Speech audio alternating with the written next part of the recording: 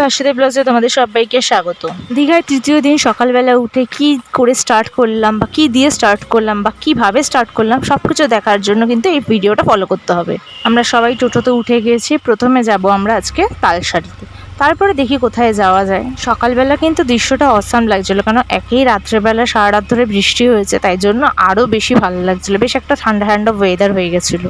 দীঘায় সেই সকালবেলা কোথাও ঘুরতে যাওয়ার অনুভূতিটাই আলাদা। তোমাদের কার কার এরকম করতে ভাল লাগে সেটা কিন্তু কমেন্ট সেকশনে নিশ্চয়ই জানিও। প্রাকৃতিক সৌন্দর্য উপভোগ করতে করতে কখন যে আমরা তালসারির সামনে চলে এলাম সেটা আমরা বুঝতেই পারিনি। টোটো থেকে নেমে তালসারির বিচে গিয়ে একবারে তোমাদের সাথে ব্যাক করছি। নামা যাবে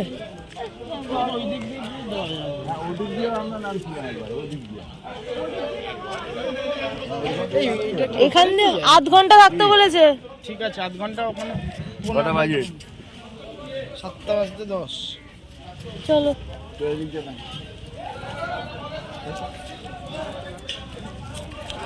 তারাও এবার বাড়ি দিয়ে নামতে হবে, তাই একটু সাবধানে নেমে নি, কারণ যদি পড়ে যাই তাহলে তো হয়েই গেল।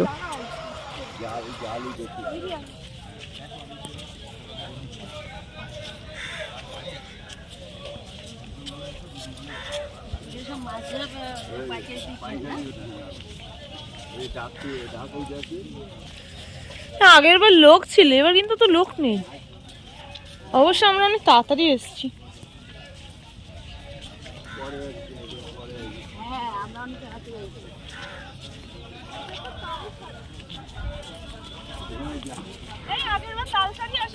হ্যাঁ অনেক বছর যাওয়া হয়নি। যখন তালসারিতে এসে পৌঁছেছি তখন সূর্য উঠে গেলেও আসলে যেহেতু মেঘলা ওয়েদার ছিল এই জন্য সূর্যকে দেখা যাচ্ছিল না। পরে অবশ্য সূর্য দেখা আমরা পেয়েছিলাম। বাই দ্য ওয়ে, আমার দীঘা ট্যুরের ভিডিওগুলো তোমাদের কেমন লাগছে সেটা কিন্তু কমেন্ট সেকশনে নিশ্চয়ই জানিও। না না, এটা একটু নদীর একটু দেখা যাচ্ছে। হ্যাঁ, কিন্তু এদিকটা না, এই দিকটাই সমুদ্র। তো এর সাথে আগে মাইকেল যে বলেছে হ্যাঁ কাটবো কেন, বলেছে কেন, আমাকে তো দেখতে হবে না, কে বলবো।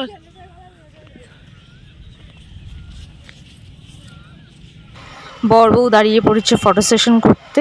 আমি আগিয়ে যাই, ওরা আসুক পেছনে পেছনে। দেখতে পাচ্ছ তোমরা, সকালবেলা যেই সূর্য দেখাই যাচ্ছিল না এখন একদম চকচক করছে। যেহেতু ওয়েদারটা এতটা সুন্দর ছিল, এত ঠান্ডা ঠান্ডা ছিল, তাই জন্য রোদটা অত গায়েও লাগছিল না।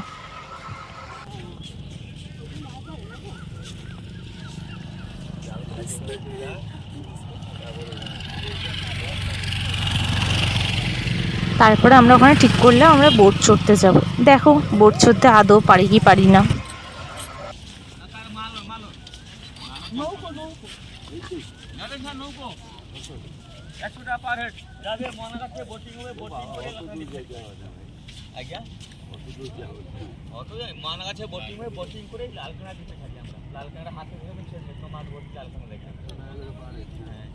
নৌকাটা অনেক দূরে যাবে, ঢেউ সামনে যাবে। আমি যাবোই না, তাহলে আমি এখানে দাঁড়িয়ে থাকবো, তোমরা গিয়ে ঘুরে আসবা। আমি যাবো না কিন্তু। কিরকম করি আমার বাবার ইন্টারেস্ট আছে, আমার মায়ের ইন্টারেস্ট না, আমার দরকার নেই তো। মানে তোমার ইচ্ছে কি, মানে আমরা যদি কিছু হয়ে যাক তুমি থাকবে এখানে? কি আশ্চর্য, তোরা কি করবি? তোরা কি কথাবার্তা।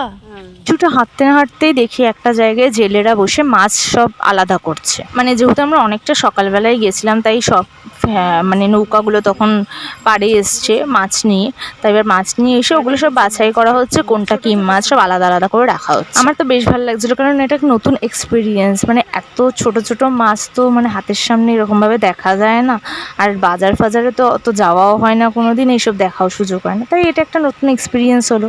চলো আমাদের তালসারি ঘোরা কমপ্লিট, এবার আমাদেরকে ওই ফিরতে হবে। বল বল, ওটা তোর নৌকা বল। এটা আমার নৌকা, আমি চালাই। হ্যাঁ এরকম ভাবে চালাই, কেতলে হলে উল্টে। ওটা ওরকম কেউ পারে না, তাই ট্যালেন্টেড, তুই মাল্টি ট্যালেন্টেড। টাইটানিক ডুবে পড়েছিল, টাইটানিক ডুবে গেছিল করেছে, তাই না? টাইটানিক থেকে ইন্সপায়ার হয়ে গেছে। এই নয় ইন্সপায়ার কে হয়? হ্যাঁ, এই ঝাউবনটা আমার হেভি লাগে দেখতে। আমরা জানতামই না দিদি। এই তুই হ্যাঁ ভাগ্য বলে বললি। বললাম আরে এখন গাইড আমি, এটা হচ্ছে ঝাউবন। ওইটা ঝাউবন আমরাও জানি। বালি এর ভিতরে কেকড়া থাকে। কেকড়াটা কি জানিস? কেকড়াটা কি? আগে জল এতটা পর্যন্ত ছিল। সূর্য ঢেকে গেছে, আমার বোন ফটো সেশন করতে দাঁড়িয়ে পড়েছে। ওই একটা নৌকাই করতে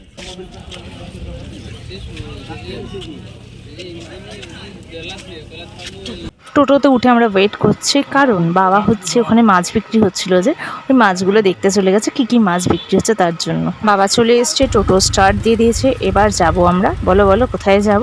যাব আমরা উদয়পুরে। উদয়পুরে চলে এসেছি। উদয়পুরে নেমে যা দেখলাম, বিচটা তখনও মোটামুটি ফাঁকাই রয়েছে, অতটা লোকজন এখনো পর্যন্ত আসেনি।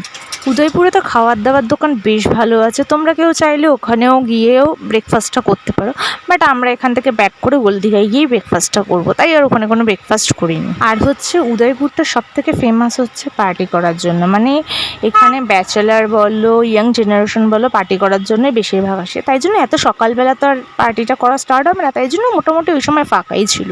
উদয়পুর বিচে নেমে ভালো করে তোমাদেরকে চারদিকটার পরিবেশটা একদম দেখিয়ে দিলাম। তোমাদের কেমন লাগলো সেটা কিন্তু কমেন্ট সেকশনে নিশ্চয়ই জানিও। তারপরে কি ওখানে কিছুক্ষণ থেকে অনেকক্ষণ সমুদ্রটাকে উপভোগ করে কিছু ফটো সেশন করে, মানে ঘুরতে এসেছি ফটো তুলবো না তা কি হয় তোমরাই বলো, তাই কিছুক্ষণ ফটো সেশন করে তারপরে আমরা এখান থেকে ব্যাক করছি। এবার উদয়পুর বিচকে টাটা বলে টোটোতে যাওয়ার পালা।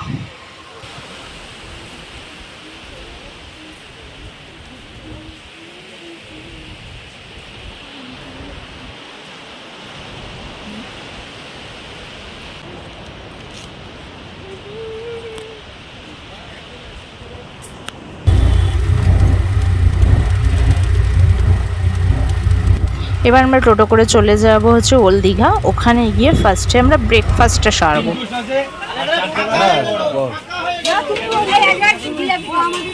জিলাপি খাবে।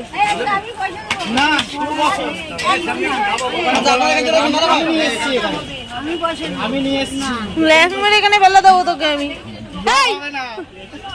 মার দেওয়া বলে দিলাম, হাত দিবি।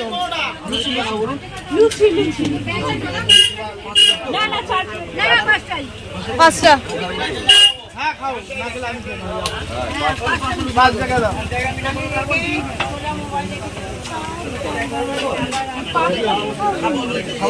হ্যাঁ।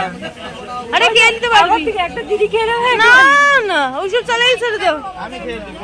আরে না না তুই পারবি, চারটে তো পারবি অন্তত, চারটে লুচি থেকে তো পারবি। আরে পায়ে পাড়া দিয়েছে দেখো, নোংরা লাগছে।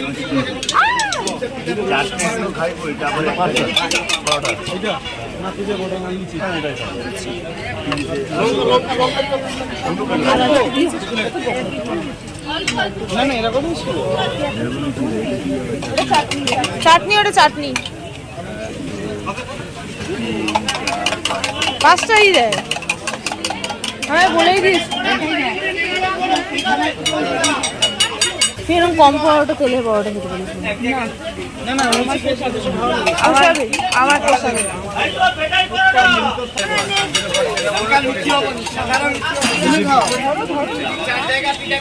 না তুমি বসো না, দাঁড়িয়ে হবে তাহলে ব্যাগটা রাখবি।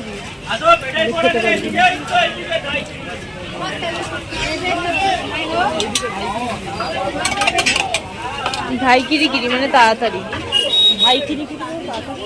এখানে থেকে পুরীতে বেশি বলে, আমি পুরীর থেকেই শিখেছিলাম।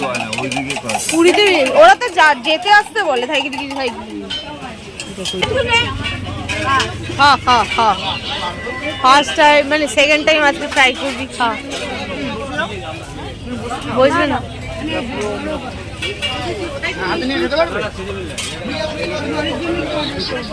আচ্ছা ভালো না,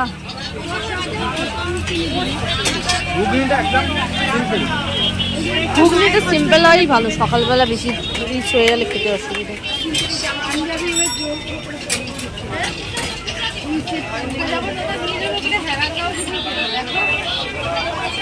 ঠিকঠাক, হ্যাঁ পারফেক্ট। মাইকেলকে মাইকেল বলেছে এই ঘুগনিটা একটু হালকা আছে, এটাই বলেছে। কোনোটাই এটা ছিল আমার খাবার সবার লাস্টে, তাই আমি হাতে নিয়ে নিয়েছি। আর সবাই লাস্টে একটা করে জিলাপি খেয়েছিল, টেস্টটা খুব ভালো ছিল। আমার জিলাপিটার টেস্ট কেমন ছিল সেটা রিভিউ আমি দিচ্ছি। ওই জন্য ভালো আছে আমাদের দিদি কেমন লাগছে খেতে?